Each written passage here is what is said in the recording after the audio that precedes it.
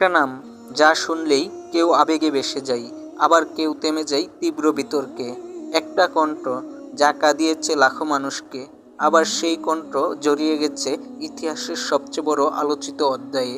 তিনি দেলোয়ার হোসেন সাঈদী। গ্রামের এক সাধারণ ছেলে থেকে বাংলাদেশের অন্যতম জনপ্রিয় ইসলামী বক্তা, তারপর রাজনীতি, ক্ষমতা এবং শেষ পর্যন্ত বিতর্ক, বিচার আর বিভক্ত এক জাতির গল্প। প্রিয় দর্শকবৃন্দ, বাংলাদেশের ইতিহাসে এমন কিছু মানুষ আছেন যাদের নাম শুনলেই বিতর্ক, জনপ্রিয়তা এবং আবেগ সব কিছু একসাথে মনে পড়ে। তেমনি একজন ব্যক্তি হলেন দেলোয়ার হোসেন সাঈদী। আজকের ভিডিওতে আমরা জানব তার শৈশব, শিক্ষাজীবন এবং রাজনৈতিক জীবনের গল্প। দেলোয়ার হোসেন সাঈদী জন্মগ্রহণ করেন 1940 সালের 2 ফেব্রুয়ারি পিরোজপুর জেলার এক সাধারণ পরিবারে। ছোটবেলা থেকেই তিনি ছিলেন মেধাবী এবং ধর্মীয় শিক্ষার প্রতি আগ্রহী। গ্রামের পরিবেশে বড় হলেও তার চিন্তা চেতনা ছিল অনেক গভীর। ধর্মীয় মূল্যবোধ ও নৈতিক শিক্ষার মধ্য দিয়েই তার শৈশব গড়ে ওঠে। তার শিক্ষাজীবন শুরু হয় স্থানীয় মাদ্রাসায়। পরে তিনি কওমি মাদ্রাসায় পড়াশোনা করেন এবং ইসলামী শিক্ষা অর্জনে নিজেকে সম্পূর্ণভাবে নিয়োজিত করেন। তিনি কোরআন, হাদিস ও তাফসির বিষয়ে বিশেষ জ্ঞান অর্জন করেন, যা তাকে একজন দক্ষ ইসলামী বক্তা হিসেবে গড়ে তোলে। শিক্ষাজীবন শেষ করার পর তিনি ইসলামী দাওয়া কার্যক্রম শুরু করেন।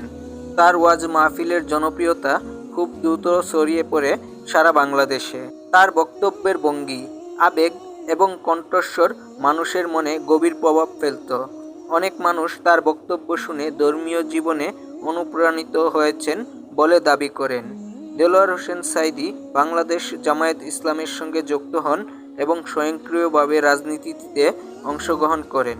তিনি জাতীয় সংসদ সদস্য হিসেবেও নির্বাচিত হন এবং রাজনৈতিক অঙ্গনে গুরুত্বপূর্ণ ভূমিকা পালন করেন।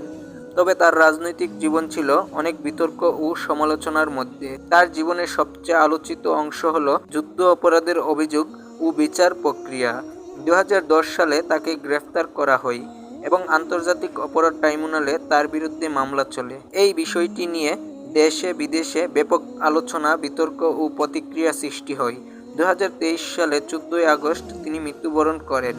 দেলোয়ার হোসেন সাঈদীর জীবন আমাদের সামনে এক জটিল বাস্তবতা তুলে ধরে, যেখানে জনপ্রিয়তা, ধর্মীয় প্রভাব, রাজনীতি এবং বিতর্ক একসাথে মিশে আছে।